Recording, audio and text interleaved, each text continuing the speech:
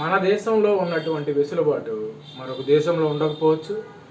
పక్క దేశాల్లో ఉన్నటువంటి వెసులుబాటు మన దేశాల్లో ఉండకపోవచ్చు. ఎప్పుడైతే పక్క దేశాలు లేదా ఇతర దేశాల యొక్క కళా సంస్కృతి జీవన విధానం అక్కడ ఉన్న ఆహార అలవాట్లు కానీ వైవిధ్యాలు కానీ మనకి అర్థమైనప్పుడు మన దేశం యొక్క విలువ గొప్పతనం మనకు ఆ రోజు అర్థమవుతుంది. సో మన భారతదేశంలో ఇప్పటికీ చాలామంది పెళ్లి చేసుకోకుండా ఉన్నారు. అలాగే దాంతోపాటు కొంతమంది లివ్ ఇన్ రిలేషనో లేకపోతే పెళ్ళికి ముందు గర్భం దాల్చిన కొంతమంది మహిళలు మనం చూసాం.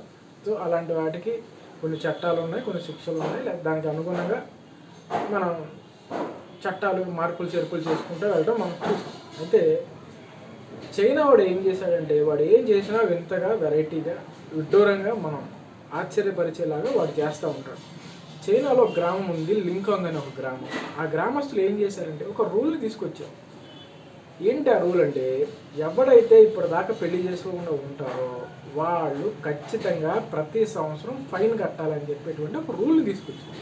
అలాగే ఎవరైతే మహిళలు పెళ్ళి కాకుండా ప్రెగ్నెన్సీ దాలుస్తారో వాళ్ళు కూడా ఫైన్ కట్టాల్సిందేనని చెప్పి ఒక రూల్ తీసుకొచ్చింది.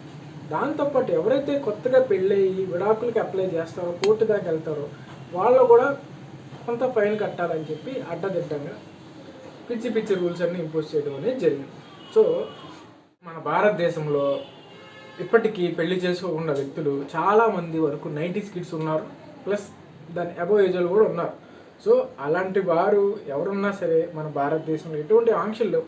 మీరు ఖచ్చితంగా పెళ్లి చేసుకోవాలి, లేదు మీరు ఒంటరిగా ఉండకూడదు, అలాంటి ఏమీ రూల్స్ లేవు. కాబట్టి ఇప్పుడు మనం భారతదేశం యొక్క గొప్పతనమో లేకపోతే మనకి ఇక్కడ ఎంత ఫ్రీడమ్ ఉందనేది మనకి ఈ ఒక్క చిన్న ఎగ్జాంపుల్ ద్వారా ఇండియాలో ఉండడం ఎంత ఎంత మంచిది లేదా ఎంత మనకి ఫ్రీడమ్ ఉందనేది, పక్క దేశాలకు వెళ్ళకుండా ఉంటారనేది నా యొక్క చిన్న ఉద్దేశం.